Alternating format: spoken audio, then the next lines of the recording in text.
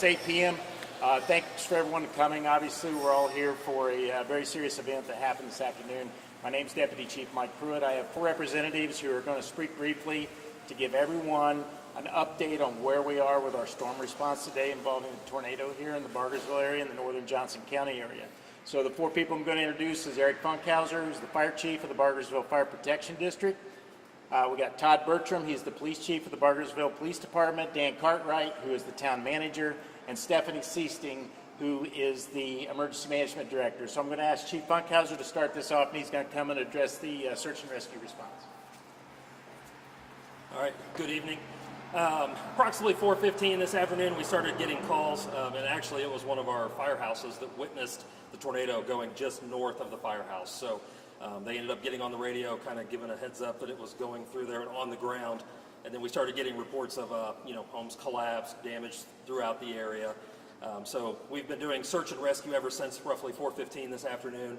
I'm very happy to report that we have had no serious injuries from anything in this area. We're probably looking at, right now, at least 75 homes with moderate to severe damage from the tornado being on the ground. The tornado actually started in the Travis Road and Mullinex area is where we first started getting reports of the damage in that area. And most of the damage is basically from there going across south of Center Grove High School, and then it worked its way across 135. And as you've seen probably some of the video from earlier, once it crossed 135, as it continued damaging structures, it took down that the apartment complex that was under construction on the east side of 135 as well. So, altogether we're probably looking at roughly 3 miles right now of damage. So our crews are going to be out working for the rest of the night. We'll be out at least until dark. So we've completed primary searches on all areas and all structures that have been affected. We've been spending our time clearing roadways, just trying to get into some of the affected areas as well at this time. So primary search is complete. Now we're working on a secondary search, and we're going back through and basically taking a slow, methodical look at every house. We're working with the gas company. We've got representatives with them right now that are going out there with us as well. So just checking for any gas leaks. We do want to reiterate a couple things real quick. One, we just are asking anybody that's not to come into the area just to look right now. Obviously, this is a very dangerous scene for the area that's affected. We have power lines that are down all throughout that 3 mile area. So with the power lines being down, we cannot confirm right now that everything has been shut off. We know we have multiple customers without power in that area, but there is no way for us to completely confirm if any of those down lines aren't energized at this time. So please stay away from any down power lines. Be careful if you're out cutting up trees. Just make sure that you're paying attention to that and everything else. So our goal is to get the secondary searches all complete before sunset tonight. So if we can get that done, then we'll start changing over for tomorrow and start looking at what we're going to do tomorrow as well. All right. Thank you. Todd Bertram, Bargersville Police Department. Chief Funkhauser touched on a few things that I'd like to also touch on. The biggest problem that we're facing right now is the traffic in the area. There's a lot of traffic in the area naturally, and then when Chief told you where it was at, so now everybody's going to know where it's at, so please stay out of the area. We're going to try to have a curfew from 9 to 6. We're going to have extra people out working, keeping an eye on all of those unsecure areas. So that would be the biggest help for me right now, is to stay away from here. And unless you're here to help homeowners that are needing assistance, just stay away for now. Thanks. Hi, Dan Cartwright, Town Manager of Bargersville. Couple things that we need to get out. One is the Red Cross is set up at Greenwood Middle School. So anyone that has any need for shelter or otherwise should contact the Red Cross. They are set up at the Greenwood Middle School. We have been, our street department's been out since probably 6 o'clock, 5 o'clock, primarily working with Johnson County RMC to get streets cleared and opened up. And also we were working hard in getting generators to our lift stations so our sewers would work. Since that time, though, Johnson County RMC has reported that the Old Town Bargersville, pretty much everything south of Whiteland Road, now has power back on. There's still around 10,000 people within the Johnson County RMC electrical power that are still out of power. But we anticipate, they tell me, that those will be back on in the next 24 to 48 hours, but everyone needs to be aware that it could be longer, particularly up in closer to Stones Crossing Road, where the main transmission lines have been affected there, and it's going to take a little while longer to could possibly take a little longer to get that power back on. But I've had multiple phone calls from other municipalities, Whiteland, New Whiteland, Franklin, and they're all ready to come over and help us. And I said, well, let's get everything assessed first. But I'm probably going to be reaching out to some of the other towns to come in with some of their equipment to help us clear the roads and streets tomorrow. Total? Yes, right now, 47.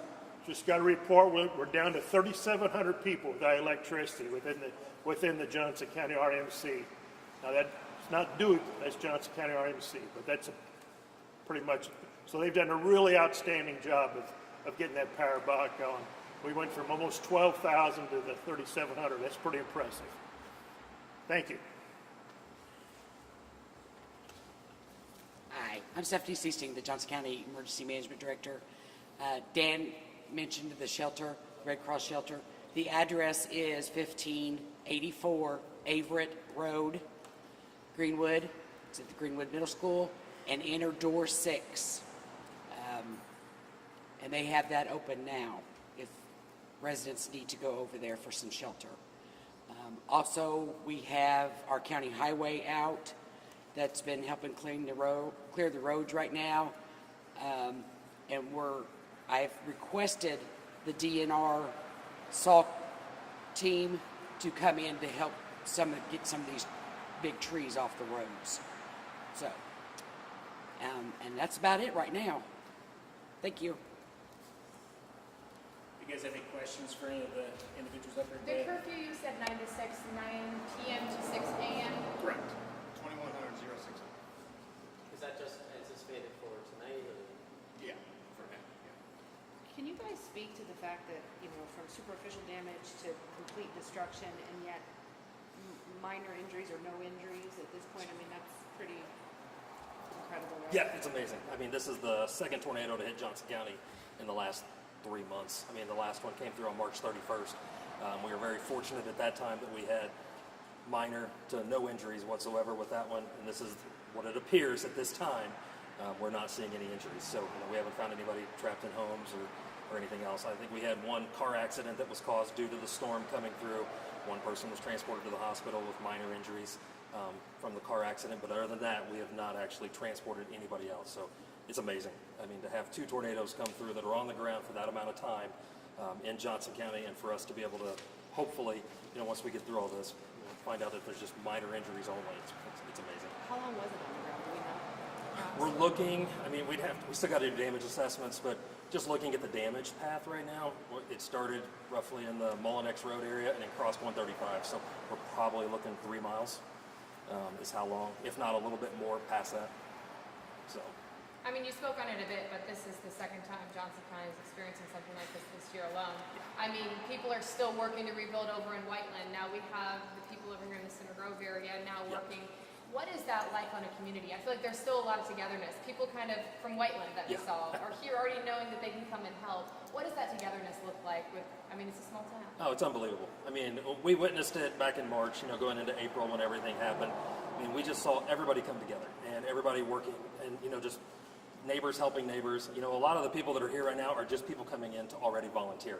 And we want the help. And that's kind of what we said on the last one as well. We definitely want people to help. We're looking forward to getting help into all the residents and everything. But we got to make that area safe first. So You know, the community here is unbelievable. Johnson County is unbelievable. They always come together. Indiana, you know, just the state of Indiana, when something like this happens, no matter where it's at, people just come together and just always pitch in and help out. And, you know, we had hundreds of volunteers on a daily basis over there. So I'm sure once we get going and, you know, looking at this and seeing exactly what we have, we'll coordinate those efforts again as well. Do you know, has anybody shown up at the shelter saying, hey, I'm in shelter, anyone reported yet for help?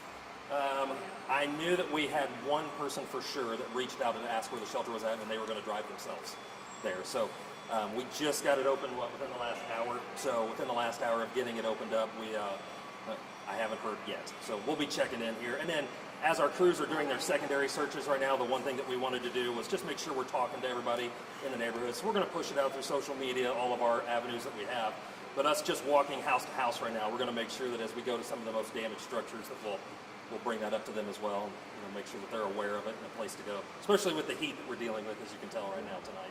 I know it's been pretty quick just in these past few hours since it happened, but anything you picked up from what happened in Whiteland that you guys have already applied here, anything you learned there that's helping you out here through this process? Yeah, you don't ever want to get good at doing these, but it feels like we've done this before. You know, we're kind of back into the same motion of what we were 2-3 months ago. So yeah, we definitely picked up a lot of the safety issues, you know, just making sure that as we're looking at it, to get that message out, keep people safe, trying to keep everybody out of the area, working with police to make sure that we get the area shut down quickly, closing down roads, anything else that we can do, because, you know, within 30 minutes of the storm hitting, we already had traffic issues and people trying to come in and see everything. So, you know, those are all the things that we picked up on the last one, and we're trying to apply to this one as fast as we can. So. What can you say about which neighborhoods were hit the hardest? Yeah, so right now we're looking in that Travis Road area was where most of the serious damage was, through Kensington. That's one of the neighborhoods that was hit pretty hard. It took a track through there. Golden Grove was another neighborhood that was hit very hard. It went through Clary Crossing, crossed over 135, and then did some damage to structures on the east side of 135 as well. So those are the majority of them. And then I would say the Pennington and, you know, just south of Center Grove High School, those neighborhoods right in that area also had some severe damage going through there. Thank you. Thank you. All right, thank you. Guys, make sure when you do put out your information that they can follow the Town of Bargersville